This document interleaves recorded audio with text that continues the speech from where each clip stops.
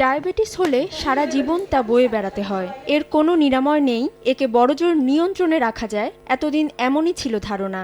ডায়াবেটিসের কারণে প্রতি বছর সারা বিশ্বে মারা যান 10 লাখেরও বেশি মানুষ।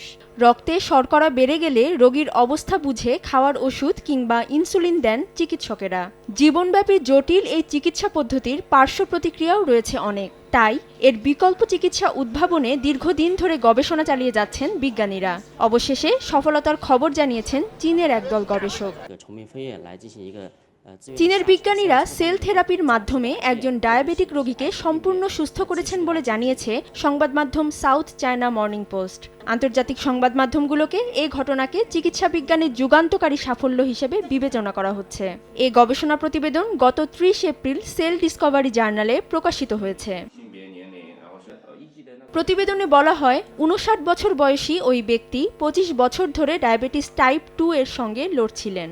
নতুন এ পদ্ধতিতে প্রথমে রোগীর রক্ত থেকে নির্দিষ্ট ধরনের কোষ সংগ্রহ করা হয়। পরে সেগুলোকে ল্যাবরেটরিতে প্রক্রিয়াজাত করে বীজ কোষে রূপান্তর করা হয়। সেই বীজ কোষগুলোকে একটি কৃত্রিম পরিবেশে রাখা হয়।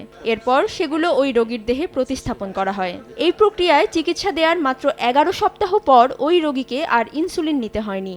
মুখে খাওয়ার ওষুধও আস্তে আস্তে পুরোপুরি ছাড়তে পেরেছেন তিনি। এ সাফল্য ডায়াবেটিস নিরাময়ে সেল থেরাপির ক্ষেত্রে একটি উল্লেখযোগ্য অগ্রগতি। নগদে 500 টাকা বা তার বেশি পেমেন্টে পেতে পারেন ঢাকায় জমিসহ 20 কোটি টাকার পুরস্কার। এই সেল থেরাপি পদ্ধতি বৃহত্তর গবেষণায় কার্যকর প্রমাণিত হলে এটি রোগীদের দীর্ঘস্থায়ী ওষুধের বোঝা থেকে মুক্ত করতে পারে। এর ফলে মানুষের স্বাস্থ্য ও জীবনযাত্রার মান উন্নত হবে এবং চিকিৎসা ব্যয়ও কমবে। অধরা শ্রেয়সী অথৈ, সময় সংবাদ।